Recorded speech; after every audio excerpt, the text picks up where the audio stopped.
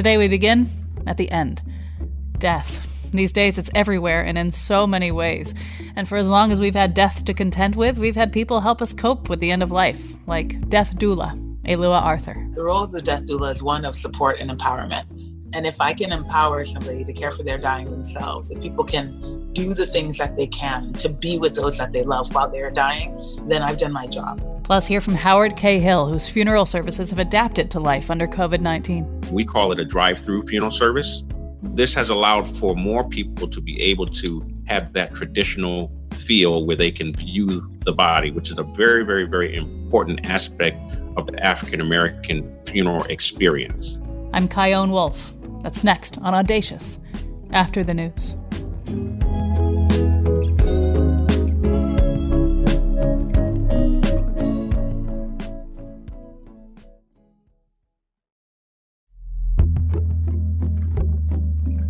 From Connecticut Public Radio in Hartford, this is Audacious. I'm Kyone Wolf. For this first episode, we're starting at the end. Death. Without the knowledge of our impending death, our entire species would be different. Knowledge of our mortality affects almost everything about us. And lately, because of the COVID-19 pandemic and the murders of George Floyd, Breonna Taylor, and Ahmaud Arbery, death is in the headlines, it's on our phones, it's in the air. And today you'll hear from funeral director Howard K. Hill on how he's had to adapt his practices to be safe and to serve during the coronavirus. But first, in December of 2019, which feels like 1,000 years ago, I taped this conversation with Alua Arthur. She's the founder of Going with Grace in Los Angeles, where she is a death doula. She has this YouTube channel at Going with Grace where she posts these 60-second videos about death. Everything from pondering the fact that we all pass our death day every year but don't know it, to things you should definitely not say to someone who's grieving. Later, I catch up with Alua on how she and her work in death have changed since the pandemic hit in March, but first, our conversation from simpler times. Alua told me that a death doula is someone who does all the non-medical and holistic support of the dying person and their family, and you don't have to have a diagnosis to ask for this kind of help. Anyone who becomes aware that they will someday die can engage with a death doula and develop a comprehensive end-of-life plan. Now, the title, Death Doula, is novel to so many people, but really human beings have, in one way or another, been doing the work she's been doing for as long as we've had deaths to attend to. So why does the idea of her job seem so novel? I asked Alua, what happened to us? How did we start putting death at arm's length? Oh my gosh, how much time do we have? Not enough. Right? Not nearly enough. So many things happened to us. Industrialization happened. People moving away from the nuclear family and from the home, like the home base, that happened to us. Also, I think as we became more youth-obsessed, as we started glorifying people that seemed to stay forever young, I think Hollywood had a lot to do with it. We started shunning death. It's no longer happening in the homes. It's not happening where we see it. It's happening someplace far away. It was so rare. The other day I saw a woman on the street who was quite elderly. You know, her neck was certainly slipping, so her head generally face down. She had a cane. She walked really, really slow. And she was such a different sight than what I'm used to seeing on the streets here in Los Angeles. I stared at her for a while, like, wow, we don't see this. But there's plenty of people that old all around. We just don't see them at all. We've pushed death away somehow. Yet it's just aging, dying. It's part of how this thing goes. We just don't acknowledge it anymore. Yeah, and you'd mentioned in one of your videos, it's like, we can't imagine non-existence. It's like asking a fish to imagine life on land. It's just, we don't wrap our heads around it. And I find that when I talk about it with my friends at parties, I think people feel almost like, don't talk about it. If you talk about it, it's going to make us more likely to die, which of course is absurd. But there is this weird like superstition, I feel. It's so weird because it doesn't make us any more likely to die. We're already 100% dying. Like, it doesn't get more sure than that, you know? People are like, oh, if you say it, it's going to happen. I'm like, it's going to happen. Yeah. I just might not happen tomorrow, but it's definitely going to happen. I am going to die.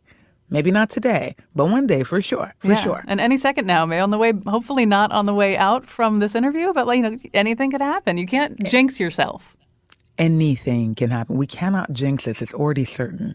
And I feel like there's something different about you and in the fervor that you have for this, the fact that you not only are unafraid to talk about death, but you see how it can really, truly, positively impact people. And I feel like there's this awe when I think about death. I feel small, and I feel great when I feel small in a way, because, in our lives, we're the biggest thing. And so when you talk and you think about death, you are in a state of awe. Do you feel that? Is that something where that comes into your life as well when you talk about death? When I think about it, I feel a lot of things. I mean, I certainly also feel like the sadness and the grief and the loss that people are experiencing as a result. But I also sometimes see the awe and the wonder, and I look at it with a lot of curiosity. What we generally do is the things that we don't know and can't understand, we fear, right? But sometimes I'm like, yeah, we actually don't know. There are a lot of ideas that we have, but it's a complete unknown. And so rather than just be afraid of it, I could say, I wonder. I wonder what awaits me on the other side, if there is one at all. I wonder what the process will be like. I wonder when it'll be. I wonder how I'll feel about it. Just approaching it with curiosity creates space for a perspective other than this one that is terrifying. And that's not something that we're all capable of doing, because it does scare a lot of folks. And I get that through and through. Do you find that either with yourself or with the clients that you work with, that religion is the powerhouse that it is in so many people's lives, especially the closer they get to death? Is religion a big part of what you're working with, or is it something else? Do you step away from religion? Do you accommodate? How do you work with religion when it comes to the dying people you're working with and their families? Totally accommodate. My work is secular in nature, that no matter whatever the faith tradition, we're down to support.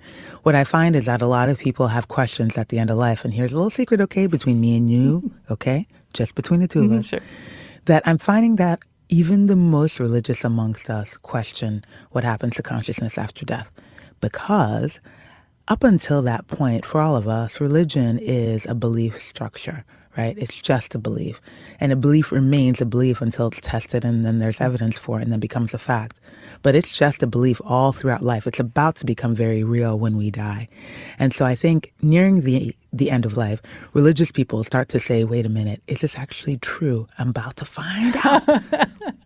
I wonder sometimes when I find out that somebody I know has died, I think, wow, they know.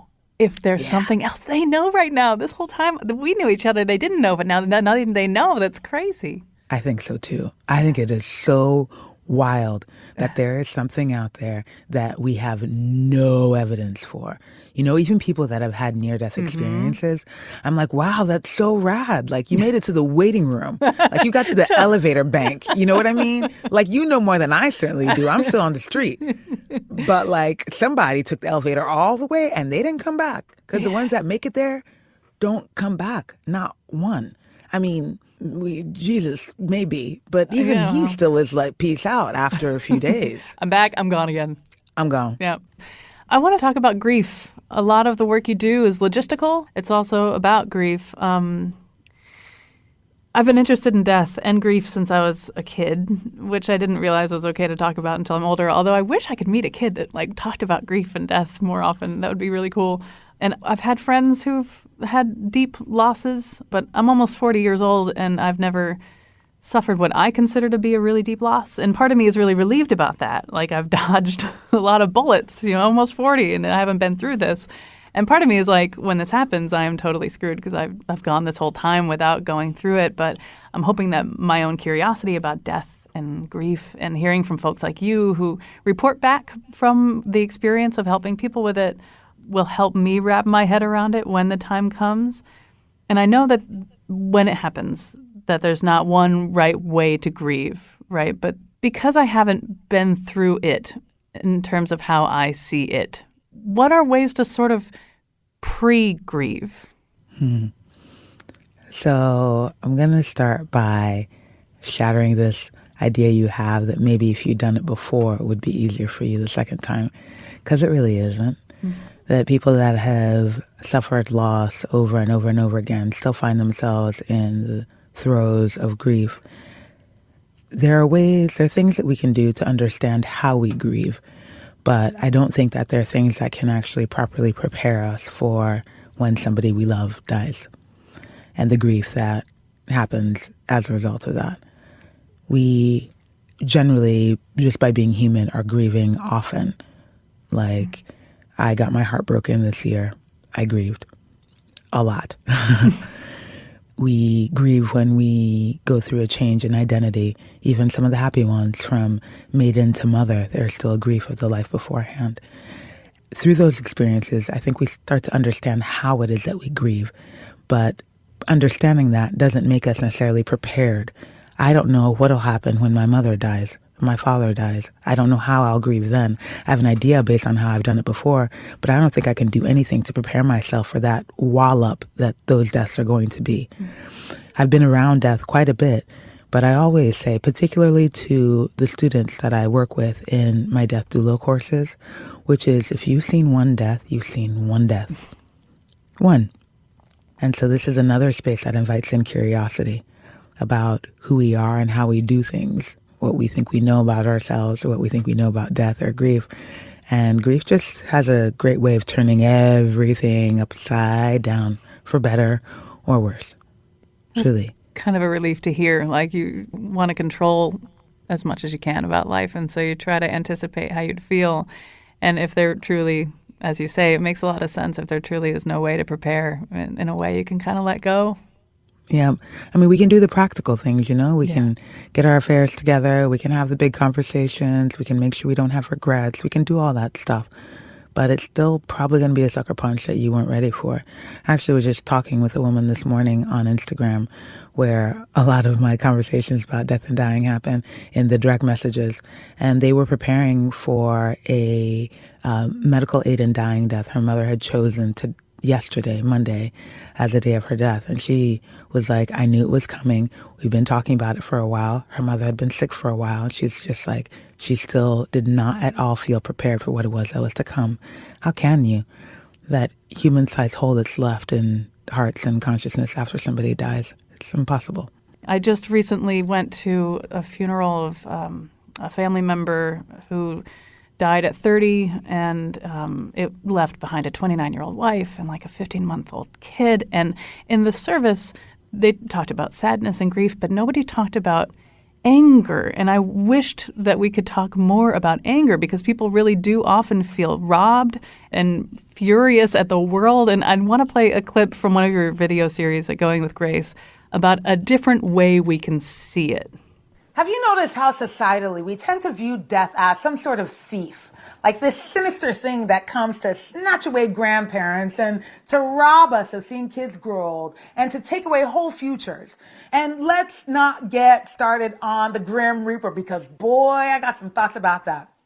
Thinking of death as a thief suggests an underlying belief that we are entitled to that thing that can be taken away, as though we're entitled to live to 75, or we are entitled to our next birthday. Shoot, we're not entitled to the very next breath, and we know that to be true.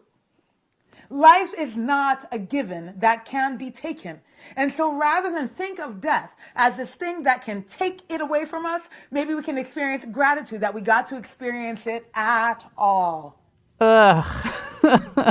Entitlement. That is such a big one. And gratitude is a kind of acceptance. I feel like there's this scale of acceptance, right? Like on one side, you've got, this consuming anxiety about death, right? You're paralyzed, you're terrorized, death is looming. And on the other side, you've got this, Buddhist acceptance that you are a sand mandala to be washed away by the river, this impermanent thing. And then there's this big fat old middle that so many of us find ourselves in, knowing that somewhere in our minds death is inevitable, but let's just not dwell on this.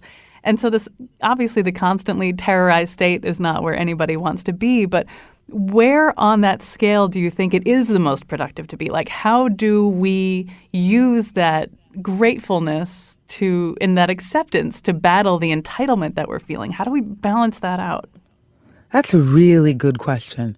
I think the best that we can do is use this looming I'm going to die to fuel us in our own lives, and to, as much as possible, experience the gratitude for the little things along the way, because those are the things that we miss when we're getting close to the end of life.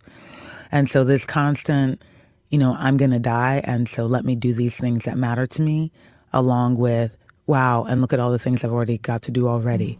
Yeah, totally. Peter Sheldall of The New Yorker, they published a piece from him. He found out that he's got lung cancer. And he wrote, "Oddly or not, I find myself thinking about death less than I used to. I thought that I might be kidding myself in my explorations of the subject while my life stretched ahead of me to an invisible horizon. But no, the thinking cut channels in which I now slip along. They involve acceptance. Why me? Why not me? In point of fact, me. Dying is my turn to survey life from its far, now near shore. These extra months are a luxury that I hope to have put to good use. To have put, see, while here, not here, like a camera situated nowhere and taking in every last detail of the pulsating world." Do you find that some of your clients, as death approaches, find themselves thinking less about death? First of all, that is so beautiful. I am moved to tears. Like they're actual liquids in my eyes. Okay. I find that, well, some. I sat with a woman yesterday who is really grappling with the big questions. And during our conversation, she said, "I wish I would have spent a lot more time actually thinking about this because I wouldn't have to do all the thinking about it now." Similarly to what the piece you just read was saying. Yeah, I think it's a mixed bag. Like, I think the benefit of us thinking about it beforehand is that we have some clarity on what our other questions, which remain, are. Not that we have answers, but we know where we still have work to do. And that when we get there, we're not then trying to do all of it at once. Leave room for everything else that'll come. And I think there's so much that comes. So much that comes.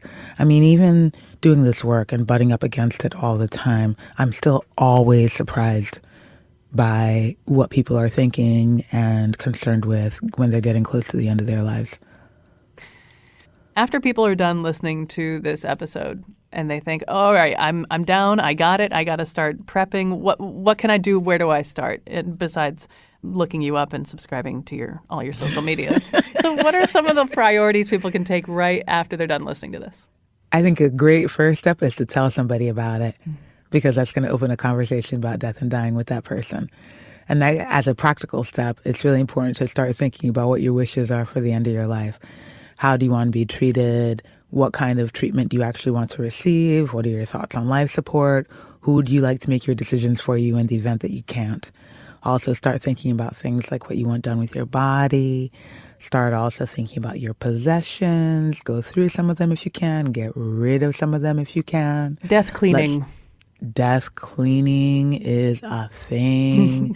Although I really like stuff. I like pretty things.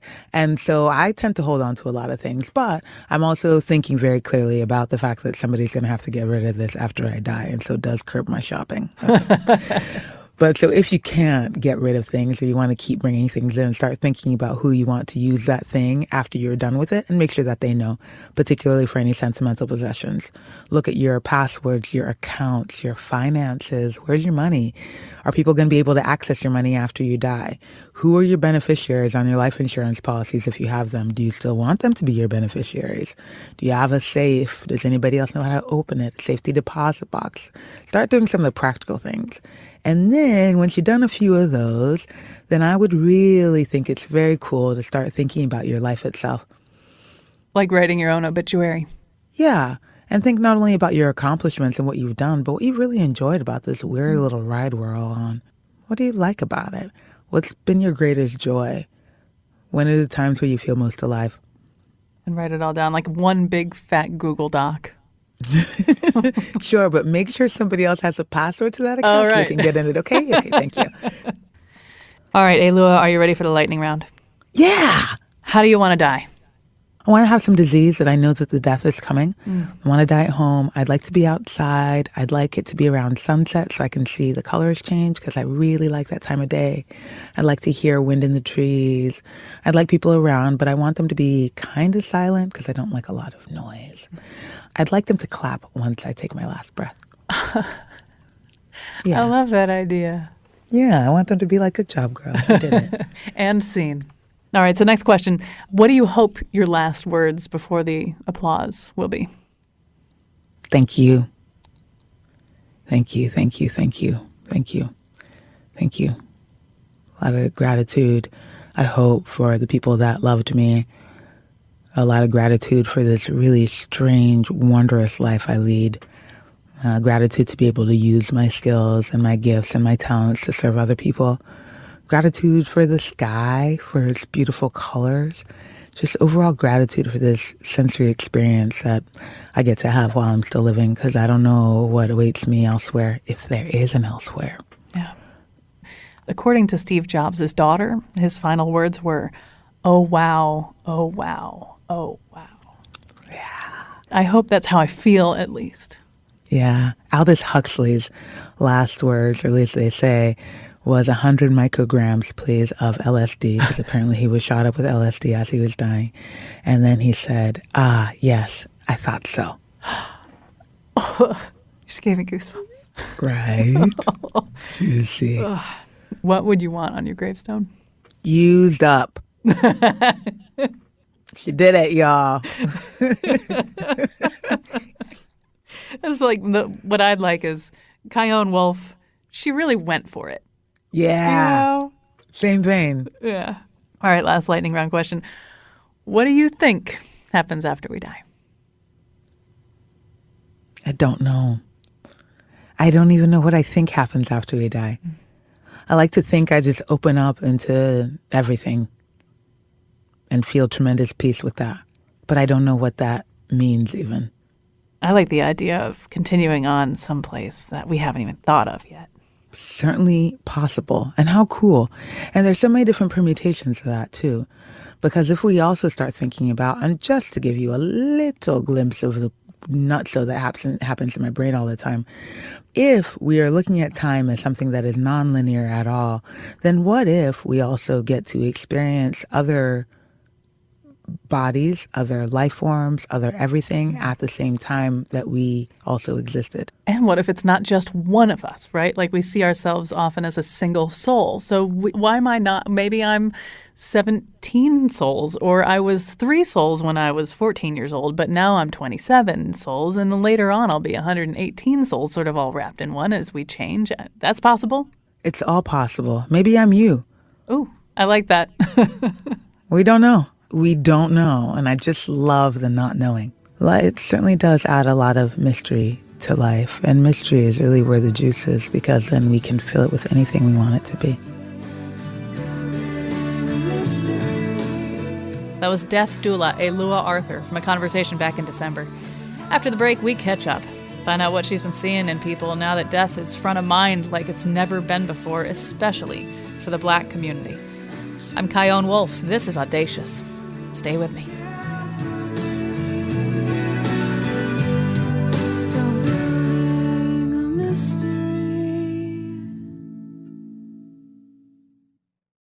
This is Audacious. I'm Chion Wolf. We've been hearing from death doula Elua Arthur. Her job has been to counsel and prepare people for the end of their lives, to create what they feel is a good death. But lately, a good death is hard to come by. And since death has been at the center of national and international attention in the past couple weeks and months due to COVID-19 and the murders of George Floyd, Breonna Taylor, and Ahmaud Arbery, I reconnected with Elua for an update. We can't have funerals as we knew them now. We can't have wakes or memorial services as we knew them now. We can't hug our friends who've lost loved ones. We can't do so many of these rituals that we've developed so we can grieve together. I asked Elua what she's hearing lately and how she's adapting. I heard a story about a woman who dropped her son off at the hospital because he wasn't feeling well. He'd been ill, and it looked like he probably had COVID-19. She dropped him off at the hospital, literally never saw him again. Last time she saw him, he was in a casket.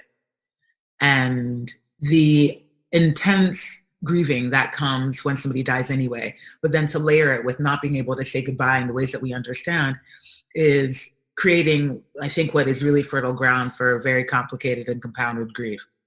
The thing that we can do, though, is think about the things that, like, what is the point of this? Like, why do we have funerals? What is the intention behind this? And do our best to recreate some of it or pull elements of it out and create them for ourselves so that we can have some of it when we can't have it all and can't have it the way that we've had it in the past. At the same time, I wonder how much this era of adapting, really quick adapting, may lead us to developing some new traditions. I'm hopeful. That is the best case scenario. Is that we see what actually wasn't working and we make things that properly work. Because what we've done for a long time, and we've been doing them that way because that's how we do them. But now we can't do them that way, so let's make something new. Maybe that works better. And those things had to begin happening in the first place at some point. Somebody had to figure out those traditions and create those traditions. So why can't we make some too, especially in this era? Yeah, it's time to get creative. There is a video that you did about comorbidities and death not being a failure. So talk me through what you mean by that. So comorbidities generally mean the other elements in somebody's health history that might make them more susceptible to something, or the other things that in real talk could have killed them. And so when deaths are often reported from COVID-19, they also often talk about their comorbidities. They also had diabetes and hypertension, and she was morbidly obese, and all these ands make it seem as though that person was somebody who was going to die anyway. Oh, well, she was going to have a stroke and it was going to kill her anyway. So COVID just took her a little early. Like, how rude, first of all, how rude. And next, it has the devastating potential of making us feel safe somehow. Oh, I get why she died from this, because she was already sick or her body wasn't healthy to begin with. But the reality is that at any moment, any of us are susceptible to anything. Just because I don't have hypertension doesn't mean I'm not also going to have an aneurysm. We're all vulnerable all the time. Comorbidities, listing them primarily, creates this false illusion of us being safe and also them being expendable. Like it just sped it up. Yeah. Oh, well, they were going to die anyway. So, well, big surprise. We're all going to die anyway. Might not be from this, but some point something. What are some of your feelings as a Black woman who's seeing that you're shaking your head. So many feelings, sadness, anger, frustration, sadness. The racial disparities in the deaths are alarming. The fact that they are being reported, but there doesn't seem to be any quick fix for them. There is no quick fix for them because it's systemic institutionalized racism. For centuries, this is what's been going on. What we do about it is we upend our entire system. That seems like a drastic fix, but that's what led us here. That's why Black people are dying at an alarming rate from a disease that isn't killing most of the people who come into contact with it. But now we have the numbers that are showing for the first time the incredible inequities in our system. Well, not for the first time. The numbers have been everywhere. They've been in education. The numbers are in prisons. The numbers are in the class system. The numbers are everywhere. Everything. They're everywhere. And so now we have new numbers and people are like, oh yeah, that's so awful. But with no real solutions or anything to do about it. So it's just flat out sad. Yeah, it's flat out sad. It's flat out sad. We haven't really needed any more proof than we already had about how deeply ingrained racism is in our country, especially. Do you think that this will change anything? No. I hope so, but no. I wish I could say yes, but I've been in a Black body long enough to know that these systems haven't changed for centuries. It's institutionalized unless we upend the entire system and go back 400 years and try to rewrite all of the disgusting things that have happened. There have been so many shootings of Black men over the years, and every time everybody says enough, enough, enough, and then there's another one, and then there's another one, and then there's another one. And nothing has changed. And perhaps it's defeatist, but I also have lived in a Black body for quite some time. It's just one more example of what we all already know, but wish wasn't true. Yes. Well, some of us know. Right. Thank you for that correction. Yeah, some of us know. Yeah. So you're not able to do a lot of the work you did. You have your virtual trainings and Q&As, but you can't be with anybody at their bedside, like none of us can. So how is that for you? Yeah. Yeah. I've been butting up against myself a lot during this thing. And this is one of those areas where I've had to look at my desire to serve and where that comes from. It really evokes a lot of feelings of powerlessness and helplessness. And so that's something I've had to sit up against. Like, what are the things that make me feel like I have some value and worth in this world? Well, being of service. Well, I can't do that right now. So what you gonna do about it, young lady? That's been tough. That's been tough. What I've been noticing, though, is that the role of the death doula is one of support and empowerment. And if I can empower somebody to care for their dying themselves, if people can do the things that they can to be with those that they love while they're dying, then I've done my job. A few years ago, I moved a lot of my work online because I was traveling a lot for work and meeting people everywhere that still wanted me to support them. So I found ways to, I can listen to how often somebody's breathing on the phone. I can do a ritual via Zoom. I can instruct somebody on how to bathe the body of somebody that they love over the phone. It's not ideal, but again, we're asking a lot of creativity out of us right now, and we'll take it where we can get it. In a lot of ways right now, we're removed from death. We can't be at the bedside of the person who dies. We can't hug the people who just lost a husband. We can't. And at the same time, because we're isolated, we're alone with it. We're just sitting with it. I don't know exactly what the question is here, but there's got to be something that comes out of that weird, twisty vanilla chocolate cone of isolation and also intimate closeness with death. I love your optimism. I love your way of looking at things. I also trust and believe that there is some use out of all of this. So much of what's happening to me mirrors the experience of people nearing the end of life. And so we're getting an opportunity to practice right now. The stripping down that's occurring, really zeroing in on those things that matter to us, the things that are of real value, the intimacy, the sitting with myself. I've gotten to meet myself 150 times over and over and over again. When things go in a different direction than they are now, I'm not going to say back to normal, but when the world starts up again, I'm going to start piling things on again. And I hope that what I learned during this time can carry me through, because I think that elements of who I saw now, I'm going to meet on my deathbed. That would be really powerful. As you're at the ocean saying, oh, wow. Yeah. While your friends gently applaud. Good well job, done, girl. Young lady. Well done. You did it good. Oh, all right. I've got another question. Take me back to March and when you knew things were really, really changing. What were you hearing? What were you seeing in terms of your business and this heightened sense of fear that people were experiencing?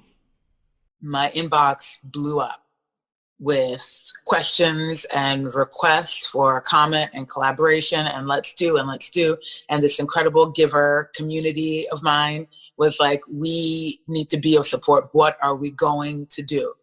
A lot of us moved into action while also really trying to balance our personal feelings around what was happening. That was tough because I was staring out the window crying about the suffering other people are experiencing while also being like, but we got to do something about it. Then I wasn't quite aware of the impact of the deaths and how people would be asked to grieve now. We didn't have enough information, but I thought at the time, people are experiencing a heightened death anxiety, and that can be useful, can also be detrimental for those that actually suffer from medical or actually classifiable anxiety. But for people that are suffering from death anxiety and concerned about it, this could be a rich time to address it. And then a lot of end-of-life planning requests, as I mentioned. It was such a confusing time. Now it's like we got in the groove. I wake up and I don't have to remind myself every morning that we're in a pandemic. Oh my God, the same thing happened to me. The first week or so, I would wake up and it would take 10 to 12 seconds. And then I would remember. And it was every morning waking up again. And I think that probably happens a lot when you lose someone, when someone dies, and you have to remember every morning that they've died. And maybe as time goes on, that time gets quicker and quicker after you open your eyes in the morning. But the same thing happened to me. And now I remember right away. Now I remember right away. I don't have to remember anymore. It's just there. Similar, I think very similar to after a death and the grieving process is, for a while, it's like you wake up and you think everything's normal, and then the crushing weight of the loss. And then before long, it just becomes a part of you. You don't have to remember anymore. This whole pandemic is, I don't want to say it's like practicing for death, but something like it. It is. It feels like it. I mean, all life is a practice for death. But this time in particular is heightened. It's like we put a magnifying glass on it. And who am I being? Like, I keep looking at who am I being? In the face of the things that I thought I understood being taken away, who am I? Who have I become?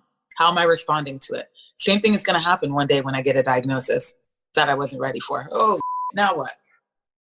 Who am I going to be? Well, based on results, I spent 3 days staring out the window crying, and then I got to work. We'll see. Yeah. That is one of the advantages of continuing to live. It's like, remember when you had your first heartbreak and you thought the world would dissolve and you didn't understand how your heart kept going. And then you got your heart broken a couple more times and a couple more times. And by the 7th or 8th heartbreak, you realize like, okay, this sucks. But the world didn't fall apart the previous 7 times. So at least I know that. And you can still be really sad and have all the feelings. But by existing, like you're saying, you can predict and have that little bit of history to hold on to so you can make it through to the next thing. A little bit of history to hold on to. Granted, that time is going to be so different, right?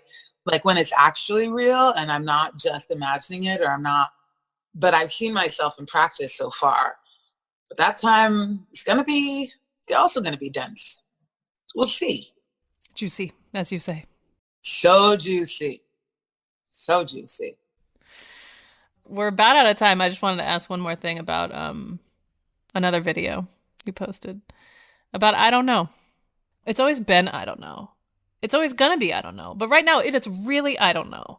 And with everything up in the air and you can't go to funerals and you don't know how to grieve, is it okay if you grieve for someone who you haven't met? And is it okay if you don't know what's okay? I don't know. So talk, if you would, about how important it is to say I don't know. To get comfortable with our I don't knows. It's so necessary. Because I do this work, people often seem to think I know a lot about death, but I don't.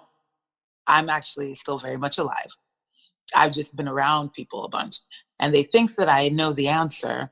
I had a client once, I showed up to her house. She had a lung disease, so she'd been homebound for a while. She was wearing oxygen. I sit down, say hellos, chit-chat a little bit. And then I'm like, okay, well, you asked me to come here. I'm curious, what is it you want to work through? And she pulls out a notebook with a list of 20 questions or so. And the first question is, what happens when you die?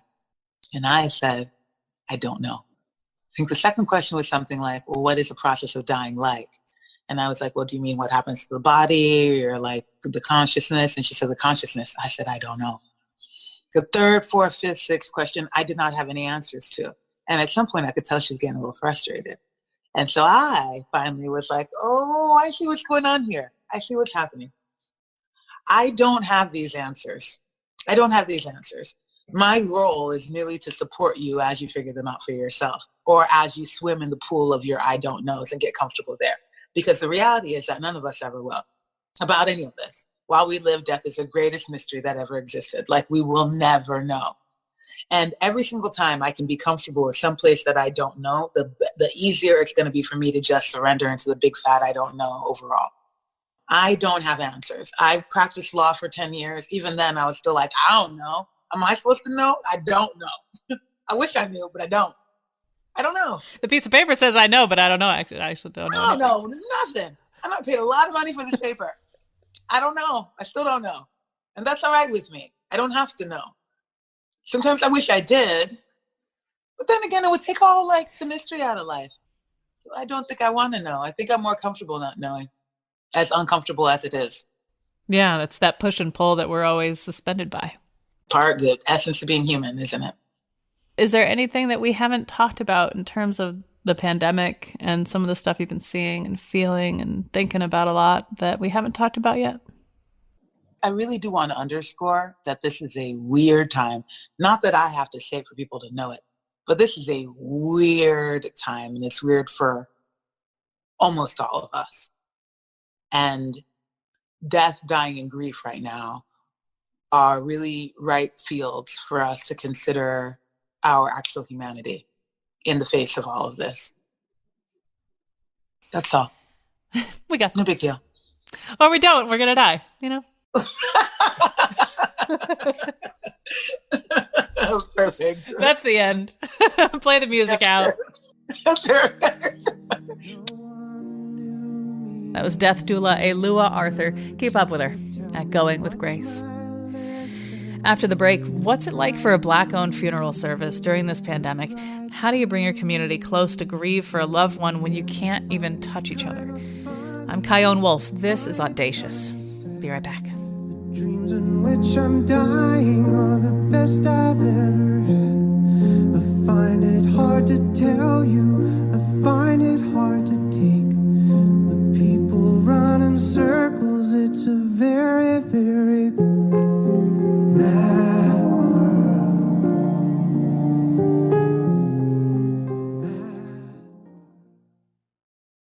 This is Audacious. I'm Kyone Wolf.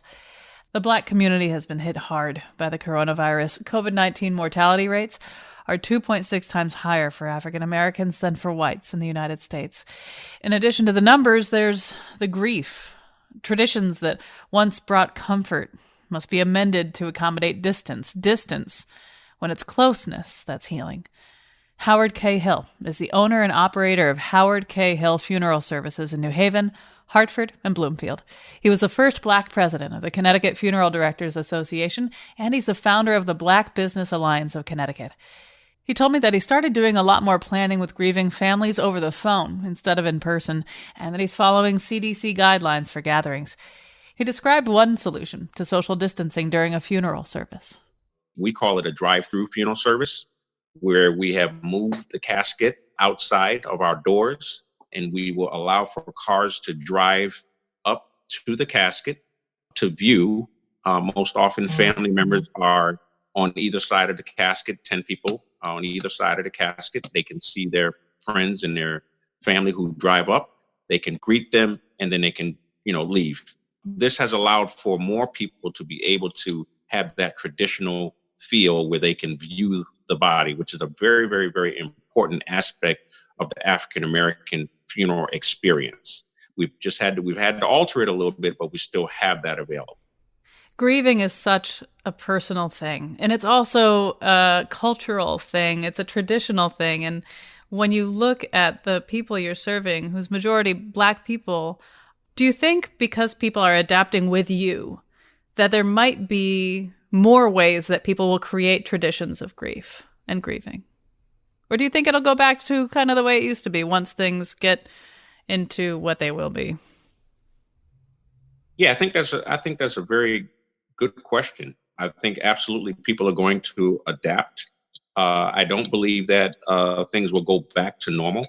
I think that there's going to be a lot of technology inventions that are going to come out to help to keep everyone safe, so that we can get back to socializing. We're social creatures, human beings. We're very, very much social creatures.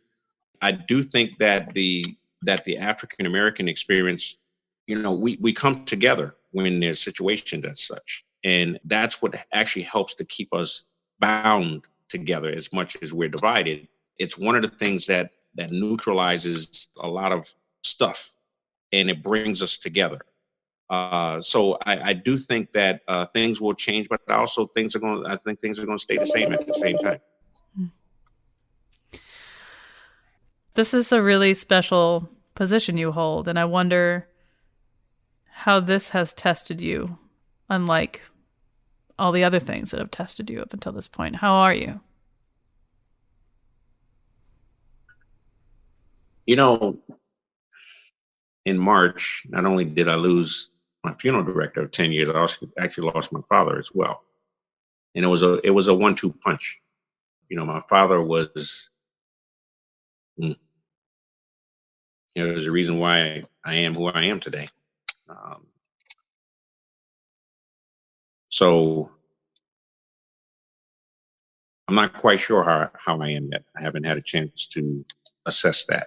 We've been working day and night, trying to serve families, trying to help families to understand how important it is for them to take care of themselves, take care of their families.